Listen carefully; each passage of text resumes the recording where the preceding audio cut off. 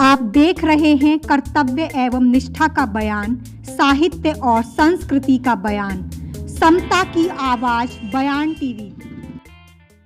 नमस्कार साथियों, मैं साक्षी गौतम और आप देख रहे हैं बयान टीवी। रिंकू दिल्ली नगर निगम में नंद नगरी क्षेत्र में पार्षद हैं। बाबू जगजीवन राम से इनका परिचित रहा है। करते हैं इनसे बाबूजी के संदर्भ में बातचीत। रिंकू जी, आपका बयान टीवी पर सबसे पहले स्वागत है। धन्यवाद। अच्छा लगा कि आज आपने बाबूजी का विषय चुना है, क्योंकि कल ही उनकी 35वीं पुण्यतिथि है और पूरा विश्व उनको कल नमन करेगा, क्योंकि उन्होंने इतना अपने समाज को आगे ले जाने के लिए जो काम किए हैं, उनके अनुयायी उनका कोटि कोटि धन्यवाद करना चाहिए।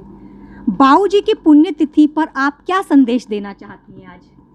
देखिए, मैं तो एक छोटी सी उनकी सेविका कह सकते हैं या परिचित कह सकते हैं। जितना मैंने, क्योंकि इतना मेरा उनके साथ काम करने का अनुभव नहीं रहा है, बहुत छोटी उम्र थी, जितना मैंने किताबों में पढ़ा है या अपने परिवार से सुना है या फिर उनकी बेटी मीरा कुमार जी से जाना है, केवल उतना ही जानती हूँ कि उन्होंने समाज के लिए, समाज के उत्थान के लिए बहुत अच्छा काम किया है। चाहे वो रिजर्वेशन का काम हो, चाहे अपना सहयोग कॉन्स्टिट्यूशन लिखने में दिया हो, वो उसके मेंबर थे। और जब भी, चाहे वो किसी भी मिनिस्ट्री में रहे, कृषि मंत्री उनके पास था, डिफेंस मिनिस्ट्री उनके पास थी, उस समय शायद धरातल पे भी मिनिस्ट्री नहीं थी और उन्होंने अपने पराक्रम से, अपनी मेहनत से, अपनी हिम्मत से उस मिनिस्ट्री को बहुत ऊंचे लेवल तक लेकर गए और हमेशा अपने समाज का ख्याल हमेशा रखा। रिंकू जी, अपना मीडिया तैयार करने में आपका क्या दृष्टिकोण है? देखिए, ये तो डिजिटल वर्ल्ड ही है। 21वीं सदी में हम लोग जी रहे हैं। सोशल मीडिया का सहारा हर कोई आदमी ले रहा है। तो अपना मीडिया से मेरा तात्पर्य, आपका तात्पर्य क्या है, वो मैं नहीं जान पाई हूँ। मगर मैं अभी भी यही कहना चाहती हूँ कि हम लोग भारतीय हैं और जब तक हम फेस टू फेस, आँखों में आँखें मिला के बात नहीं करते हैं, तब तक आप पूरी तरीके से इंसान को नहीं जान पाते। सोशल मीडिया एक माध्यम ज़रूर हो सकता है, मीडिया एक माध्यम ज़रूर हो सकता है अपनी बात लोगों तक पहुंचाने का, मगर संबंध बनाने का जो बात है वो केवल मैन टू मैन ही है मेरे हिसाब से। हो सकता है मैं गलत हूँ, मगर ये मेरा अपना विचार है। और मीडिया की बात करिए, ठीक है, क्योंकि हम लोगों को प्रचार बहुत कम मिलता है। आप जानते हैं हम लोग किस जाति से आए, हमेशा शोषित रहे हैं हम लोग, और हम लोग कोशिश करके, हम लोग पढ़ लिख कर बाबू जगजीवन राम जी के रास्ते पे बताए हुए या फिर अम्बेडकर जी के बताए हुए रास्ते पे चलने के बाद आज हम लोग हर मिनिस्ट्री में हैं, हर जगह हम हैं। और मैं तो एक हमेशा प्राउडली कहती हूँ कि मैं एक लड़की हूँ, एक महिला हूँ, और उसके बाद समाज के लिए काम कर रही हूँ। समाज मुझे सर आँखों पे बैठा रहा है, उसके लिए मैं उनका धन्यवाद भी करना चाहती हूँ। और मैं कोशिश करती हूँ कि कोई भी ऐसा काम मेरे द्वारा ना हो कि समाज की बुराई या बदनामी हो। जी रिंकू जी, आप बाबू जगजीवन राम के परिवार से लंबे समय से जुड़ी रहीं।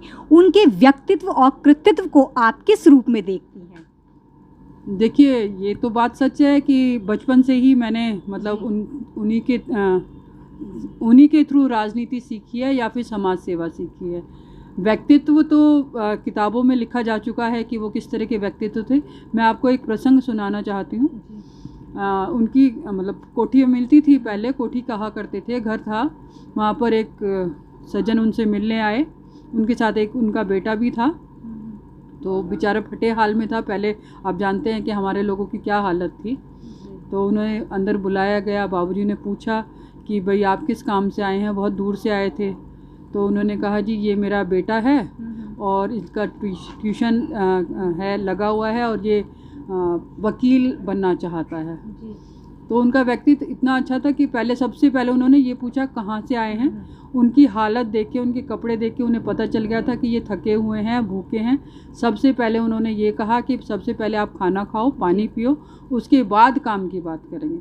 पहले उन दोनों को खाना खिलाया गया, भोजन कराया गया, उसके बाद उनसे पूछा और उनकी मदद करने के लिए तभी तुरंत फ़ोन किया गया। अगर आप किसी के आदर्श बनना चाहते हैं तो उसके लिए आपको सेक्रीफाइस तो करना पड़ता है। रिंकू जी, डॉक्टर अंबेडकर की तरह बाबू जगजीवन राम के प्रशंसक कम क्यों हैं? इसके पीछे आपका क्या विचार है? देखिए, ये राजनीतिक सवाल हो जाएगा। सामाजिक दृष्टि से भी मुझे लगता है कि मैं एक छोटी सी कार्यकर्ता हूँ, इसका जवाब देना शायद मेरे लिए उचित नहीं होगा, मगर जितना मैं मतलब मेरा मानना है, मुझे नहीं लगता कि कम है। हो सकता है प्रचार अंबेडकर जी का ज़्यादा हो गया हो, मगर जो कार्य हैं वो बाबू जगजीवन राम ने अधिक किए हैं, और दोनों ही हमारे समाज के हैं। हम तो चाहते हैं कि दोनों महापुरुष हैं, दोनों को याद रखे आदमी, और उनके सिर्फ बताए हुए पर चले, मतलब चलने की कोशिश करें, तभी हम लोगों का उत्थान हो पाएगा। अगर साहब आपका बाबूजी के संदर्भ में क्या विचार है, या आप क्या संदेश देना चाहते हैं उनकी पुण्यतिथि पर? सबसे पहले मैं चैनल का धन्यवाद करता हूं, और इसका भी धन्यवाद करता हूं कि बाबू जगजीवन राम ने जो हमारे समाज के लिए, समाज के उत्थान के लिए जो सारे जीवन भर किया, तो बाबा साहब की तरह बाबू जगजीवन राम ही हमारे एक प्रेरणा स्रोत हैं। जहाँ तक बाबूजी का सवाल है, मुझे खुशी है कि मैंने बाबूजी के दर्शन किए, और बाबूजी के साथ मेरा एक ऐसा परिचय हुआ, उस संदर्भ में मैं आज संक्षिप्त सी जानकारी मैं देना चाहूँगा। हमारा परिवार चूँकि अम्बेडकरवादी था, और जो दलित लोगों में हमारे जो प्रमुख नेता रहे बाबू जगजीवन राम और डॉक्टर अम्बेडकर, तो प्रारंभ से ही बाबूजी के समर्थक और डॉक्टर साहब के समर्थकों में एक विरोधाभास रहा है। विरोधाभास क्यों रहा, उसका एक लंबे प्रसंग हैं, मैं उस संदर्भ में नहीं जाना चाहूँगा। लेकिन समाज में परिवर्तन कैसे हो, मुख्य जो है इसमें विवाद था। बाबूजी चाहते थे कि हिंदू धर्म में रहकर या हिंदू समाज में रहकर ही हम उसमें बदलाव करके कुछ लोगों के कल्याण को आगे ले जा सकते हैं। लेकिन बाबा साहब ने अपने पूरे जीवन में जब ये निष्कर्ष निकाला कि हम हिंदू धर्म में रह कर के समानता प्राप्त नहीं कर सकते और हम उपेक्षित ही रहेंगे, तो उनका नज़रिया बदला, और उसका परिणाम ये हुआ कि उन्होंने बुद्धिज़्म को अंगीकार किया। बुद्धिज़्म को अंगीकार जब बाबा साहब ने किया, तो स्पष्ट तौर से बाबू जगजीवन राम और बाबा साहब डॉक्टर अम्बेडकर के दो गुट हो गए।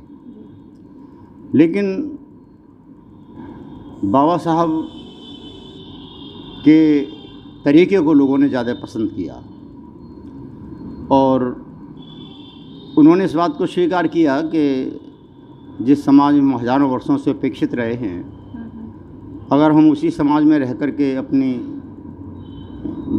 उन्नति करना चाहें तो वो संभव नहीं है। जहाँ तक डॉक्टर साहब का सवाल है, डॉक्टर साहब ने राजनीति को कोई महत्व नहीं दिया, बाबा साहब ने समाज को महत्व दिया।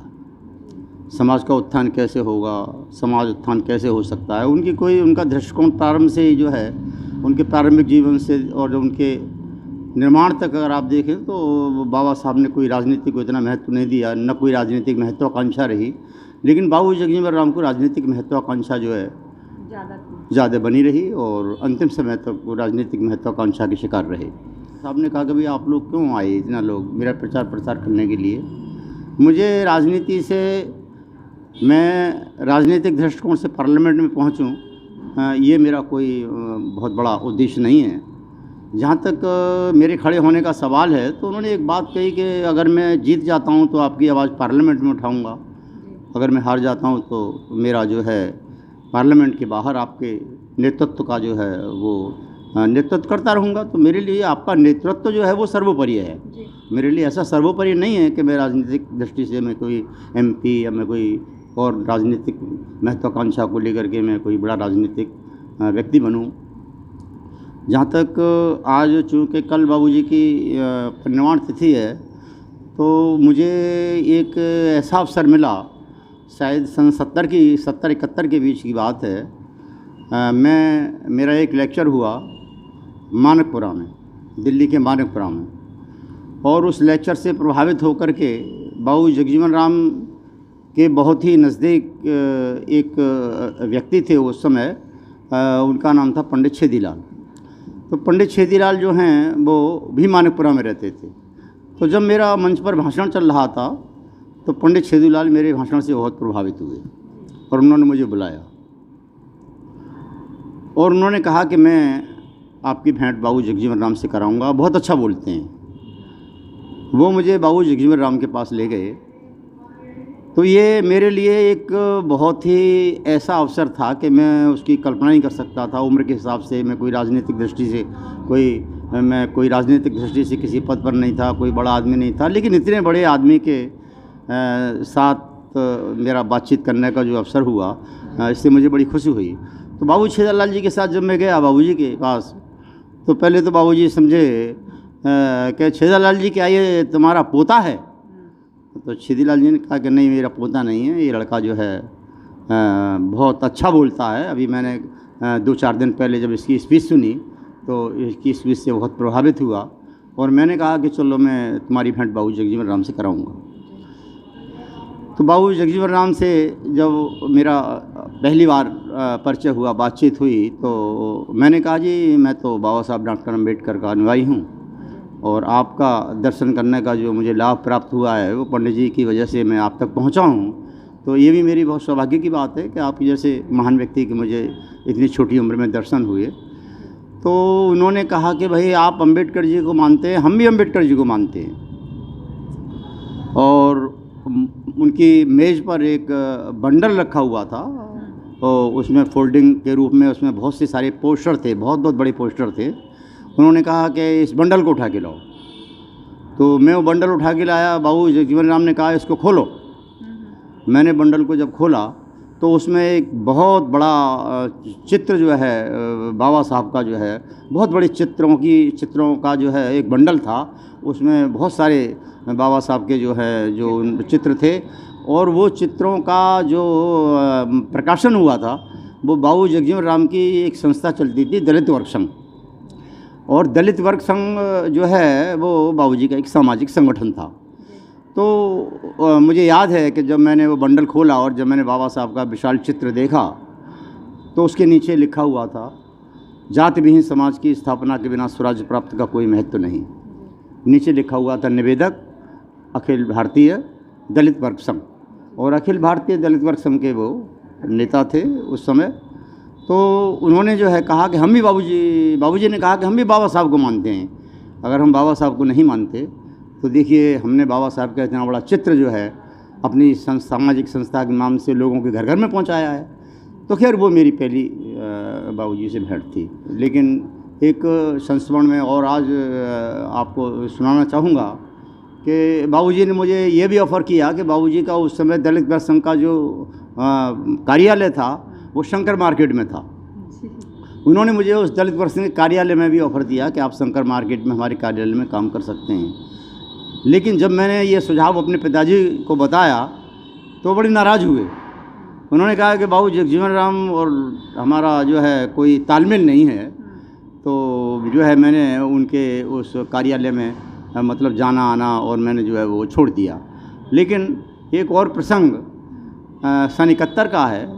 सन 71 में मुझे याद है कि बिरला मंदिर में जो कैंपस है, जो जहाँ पर भगवान बुद्ध का मंदिर है, वहाँ पर सन 71 में जब बाबू जगजीवन राम देश के रक्षा मंत्री थे तो वहाँ पर भगवान बुद्ध की जयंती मनाई गई। भगवान बुद्ध की जयंती में चीफ गेस्ट के रूप में जब बाबू जगजीवन राम को आमंत्रित किया तो उन्होंने जब अपना लेक्चर दिया तो उस लेक्चर में उन्होंने बौद्धों को सिरफिरा कह दिया। वहाँ पर बड़ा हंगामा मचा। जो बौद्ध लोग थे उन्होंने हल्ला गुल्ला करके जो है उस मीटिंग में जो है काफ़ी विद्रोह हो गया। खैर मैं संक्षिप्त में बताना चाहता हूँ कि ऐसी स्थिति में मैंने बाबूजी के ख़िलाफ़ दूसरे दिन जाकर के जो है उनकी कोठी पर उनकी 6 कृष्णा मेनन मार्ग पर मैंने भूख हड़ताल की।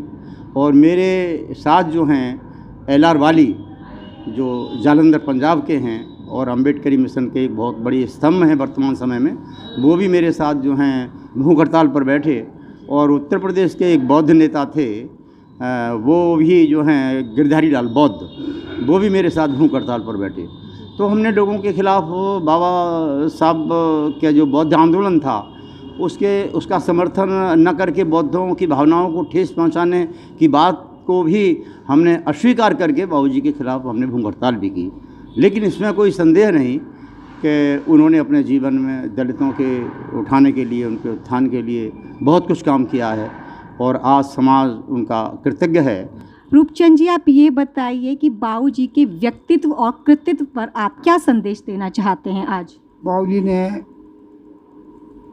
जी बहुत गरीबी से निकले और जो भी उन्होंने तरक्की करी स्वयं अपने आप उन्होंने अपने हाथ से तरक्की करी। किसी की मदद या किसी का श्रेय उन्हें नहीं है कि भाई उन्होंने उन पर कोई कृपा करी। बाबूजी के फाउंडेशन की वर्तमान में क्या स्थिति है? देखिए, वर्तमान स्थिति जो है वो तो बीजेपी के लोग पावर में हैं।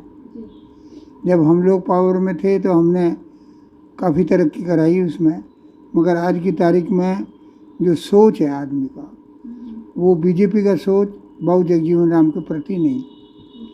तो जब सोच ही नहीं है तो क्या प्रगति हो?